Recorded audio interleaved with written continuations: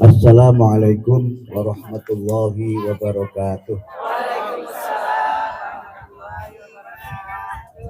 Alhamdulillahi haqqa hamdih. Wassalatu wassalamu ala rasulih wa ala alihi wa ashabih amma ba'd. Yang terhormat Ibu Direktur PAUD, TK PAUD ya Bu, Bu Dr. Nia Nur Hasanah. Yang saya hormati sahabat dan senior saya Pak Dr. Haji Supriyano MPD. Saya tadi pagi telepon-teleponan itu suruh mampir, lihat-lihat, kemudian potong pita. Tapi ternyata acaranya serius. Saya pikir ini namanya tersesat di jalan yang benar.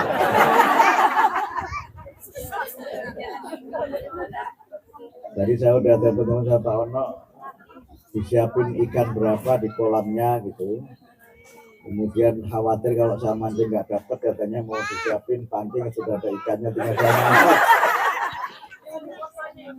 Karena Pak Ono tiru Pak Harto dulu katanya, pancingnya udah ada ikannya, tinggal ngangkat pura-pura dapat gitu. Padahal yang penting sebenarnya bukan dapat ikannya, tapi yang penting adalah kebersamaannya. Ibu Ketua Pimpinan Daerah Aisyah Depok dan juga pimpinan cabang Aisyah mana nih cabangnya? Sawangan. Kemudian juga Ibu pimpinan ranting Aisyah Cinangka, Bapak Ketua pimpinan ranting Muhammadiyah Cinangka, dan juga perwakilan dari Kelurahan Cinangka. Dan ini saya ditemani oleh Bu Menteri Pendidikan Dasar dan Menengah yang tadi awalnya ragu-ragu untuk datang, tapi karena mancing jadi ikut juga. Tapi ternyata terpancing juga ke acara ini. Alhamdulillah saya merasa sangat berbahagia bisa hadir di sini, dan tentu saya mengapresiasi panitia yang menyiapkan acara dalam waktu yang sesingkat-singkatnya. Saya tidak bisa membayangkan bagaimana persiapan Bapak Ibu untuk saya bisa hadir dan berdiri di sini. Mungkin semalam suntuk pada tidak tidur karena menyiapkan acara ini. Karena itu terima kasih, dalam waktu singkat ternyata dapat menyiapkan acara dengan sangat hebat. Kemudian yang kedua, tentu saya menyampaikan apresiasi juga. Ternyata ibu-ibu, bapak-bapak bisa menyelesaikan pembangunan TK ini tanpa bantuan dari menteri. Itu yang saya kira harus digarisbawahi. Sehingga kalau 2 lantai tanpa dibantu pun bisa, paling tinggal nambah 1 lantai saja. Itu pasti bisa itu. Karena saya yakin dengan semangat pimpinan warga Muhammadiyah dan Aisyah Cinangka yang memang memiliki dedikasi yang sangat tinggi. Saya tahu persis bagaimana cabang Sawangan dan ranting Cinangka ini menjadi salah satu cabang yang hebat di PDM Kota Depok. Padahal saya sebagai Sekjen PP hanya datang saja dan belum pernah nyumbang. Karena itu maka izinkan nanti saya nyumbang sebagai menteri ya. Sebagai menteri, insya Allah nanti ada ya Bu Direktur ya. Insya Allah ada bantuan pemerintah. Berapa paket ya tadi ya? Paketnya berapa Bu Direktur? 2 paket. 2 paket untuk bantuan pembangunan. Kemudian nanti itu 1 paket APE, alat peraga edukatif. Dan mudah-mudahan nanti bantuan yang lainnya menyusul. Ya masa sudah jadi menteri datang cuma pidato saja.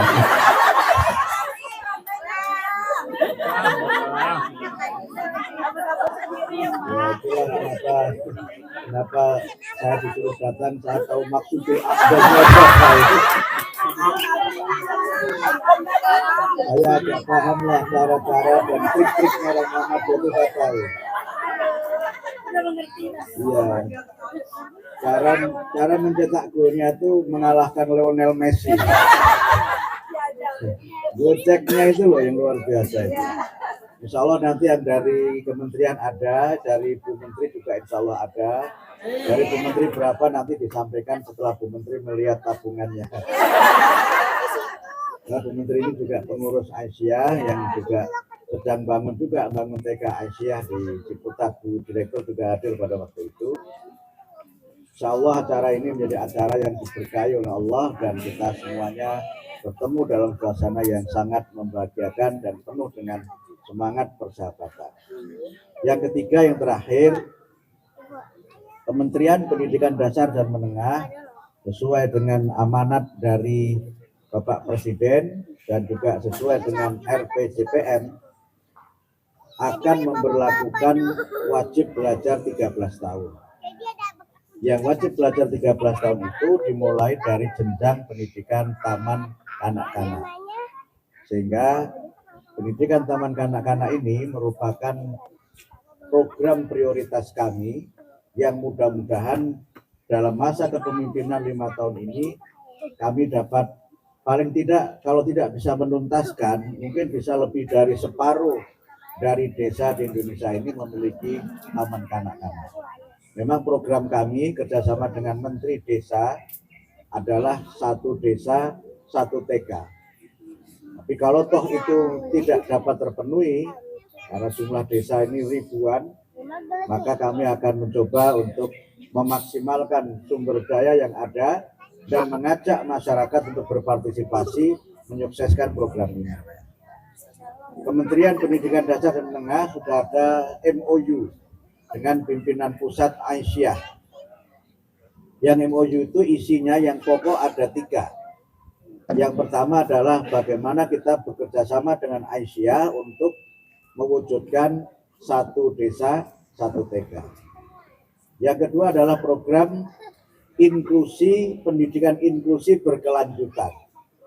Karena kita tahu sekarang ini banyak anak-anak berkebutuhan khusus yang belum mendapatkan layanan pendidikan. Mereka belum bisa tertampung di sekolah-sekolah negeri atau sekolah umum karena berbagai kendala, sebagian karena kendala finansial, karena memang kalau ada anak-anak berkebutuhan khusus harus menambah guru yang mendampingi anak-anak itu. Yang kedua ada kendala kultural, di mana sebagian masyarakat itu belum siap anaknya belajar bersama-sama dengan anak lain yang berkebutuhan khusus.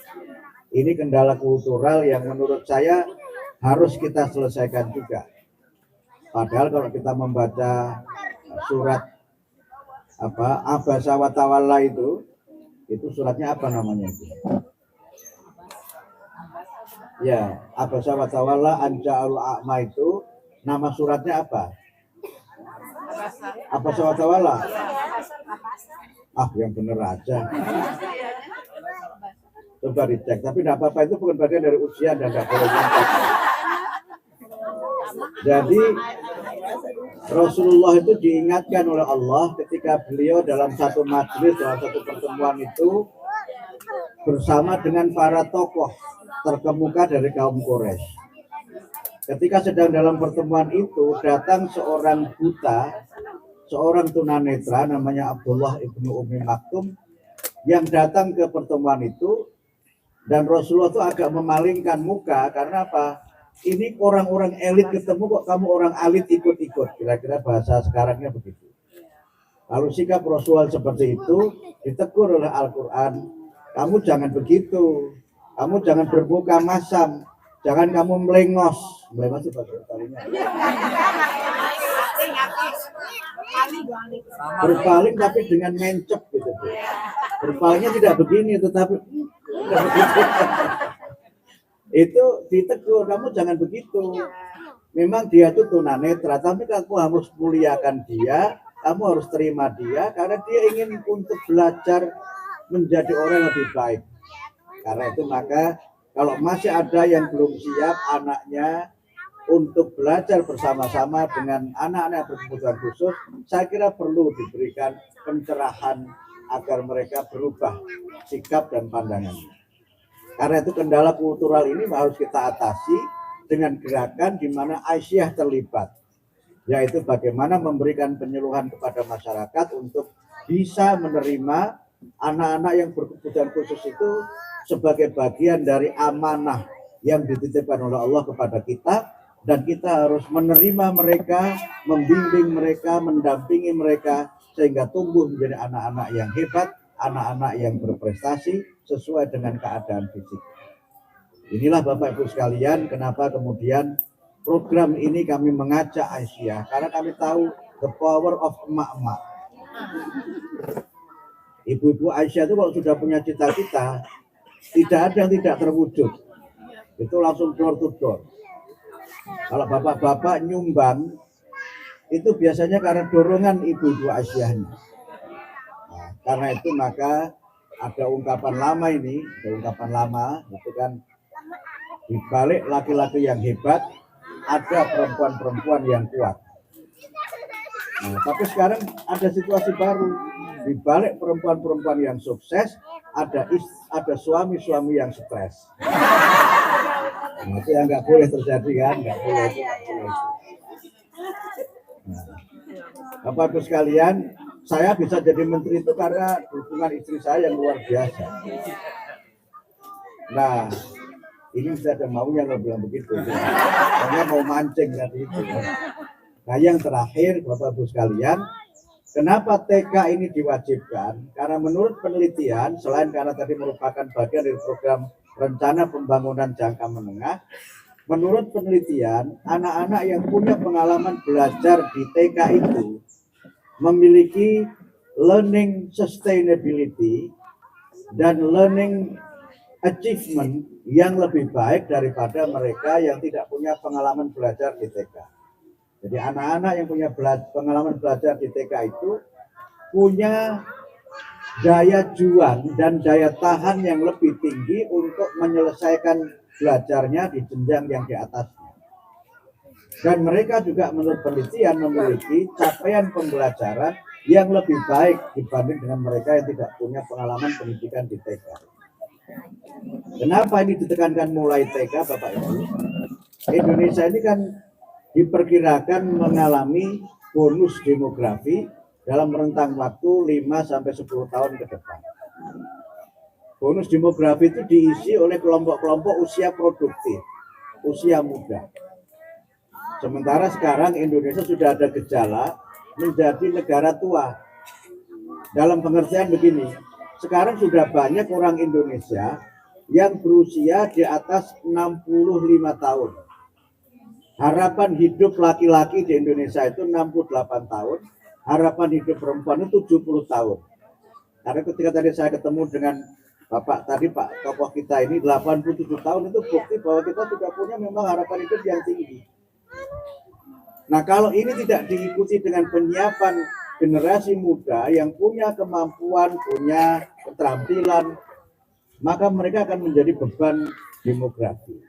Alih-alih mendapatkan bonus demografi, justru kita mendapatkan defisit demografi. Ketika angka ketergantungan itu sangat tinggi, maka negara ini tidak bisa melesat sebagaimana yang seharusnya. Karena itu maka pendidikan anak usia dini ini harus dipersiapkan dengan sebaik-baiknya agar Indonesia bisa memanen atau bisa memiliki sumber daya manusia yang unggul lewat pendidikan dasar dan menengah yang berkualitas. Yang terakhir tentu saja, kalau kita berpikir Indonesia Emas 2045, 20 tahun lagi, berarti mereka itu adalah yang sekarang di TK. Mereka yang sekarang di SD, yang di SMP, yang di TK nanti dia 25 tahun. Yang di SD nanti berapa? 7 tambah 20, 27 tahun dan seterusnya. Termasuk kenapa kemudian Pak Prabowo itu punya program makan bergizi gratis untuk ibu hamil dan menyusui. Karena 20 tahun lagi yang hamil sekarang berarti anaknya bakal 20 tahun 2045 itu.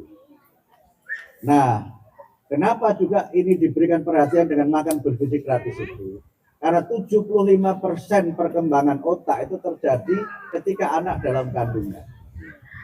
Penyempurnaannya ketika lahir yang 25 itu. Itulah rahasianya, saya juga baru tahu setelah saya baca buku. Kenapa kalau lahir itu anak-anak kita ini yang paling besar itu bagian kepalanya. Jadi jangan dibilang kenapa kepalanya besar, kayak anak saya besar kepala, itu kan begitu. Karena 75% perkembangan otak terjadi dalam masa kandungan. Sehingga ketika dalam kandungan itu ibu-ibu ini memiliki nutrisi otak, nutrisi yang tercukupi, maka dia menjadi generasi yang hebat, yang ber-IQ tinggi dan seterusnya. Kenapa ibu menyusui itu perlu diberikan makan bergizi? Karena makanan anak-anak itu berasal dari air susu ibu. Imunitas anak itu dari air susu ibu, tidak berasal dari air susu sapi. Air susu sapi itu menggemukkan, tapi tidak seperti air susu ibu yang tidak pernah menggemukkan. Saya harus berhenti sampai di sini, karena saya mau mancing di acara berikutnya. Mudah-mudahan bermanfaat, dan sekali lagi semangat. Kalau tadi Bu Direktur menyebut 2 paket, biasanya 1 paket itu 25 juta. Jadi kalau 2 paket berarti 50. Kalau Pemkot bisa membantu, nanti yang dari Bu Menteri tunggu saja informasi langsung dari Bu Menteri. Ini tanggal 1 tapi tanggal 1-nya merah. Jadi saya tidak tahu Pak Ono ini ada transfer apa enggak, saya belum tahu. Kalau tanggal 1-nya tidak merah, biasanya sudah ada yang masuk rekening menteri. Biasanya sudah masuk ke rekening menteri sejumlah uang untuk mendukung kegiatan saya sebagai menteri. Saya kira demikian dapat kami sampaikan. Mohon maaf atas segala kekurangan. Saya sekali lagi apresiasi pimpinan ranting Muhammadiyah Aisyah Cinangka ini atas penyelesaian gedung ini. Kita fokus ini selesai dulu, TK-nya jadi TK unggul dulu. Setelah itu baru kita selesaikan yang berikutnya. Jadi fa'idza faragta fansab wa ila rabbika farghab. Kalau sudah longgar, maka segera kamu kerjakan yang lain dan kemudian kepada Tuhanmu lah kamu pada saatnya akan dikembalikan. Saya kira demikian. Mudah-mudahan pertemuan ini bermanfaat dan kita semuanya semangat. Yang mancing dibatasi nggak Pak Ono? Enggak kan? Tidak. Yang mancing itu insya Allah tidak dibatasi, dan Pak Ono ini sekarang saya lihat semakin merajin ke Cinangka dan semakin dekat dengan ibu-ibu Aisyah. Jadi saya tinggal menunggu saja. Kalau nanti ada undangan Pak Ono, semua acara saya batalkan. Kecuali kalau rapat kabinet, itu pun mungkin masih bisa saya nego dengan Pak Presiden. Ini saya serius ini Pak Ono ini. Saya kira demikian. Terima kasih Pak Ono ini karena sahabat saya, Pak Dirjen sahabat saya, jadi saya sering tanya beliau ini durian sawit. Tahu Bu? Udah keren, sekarang duit. Nah, itu namanya. Jadi terima kasih Pak Ono atas semua wasilahnya, dan juga terima kasih sudah mendampingi kami pada acara ini dan juga memfasilitasi kami untuk nanti bisa healing dengan mancing. Saya kira demikian. Terima kasih. Nasrun minallah wa fathun qarib wa basyiril mu'minin. Wassalamualaikum warahmatullahi wabarakatuh.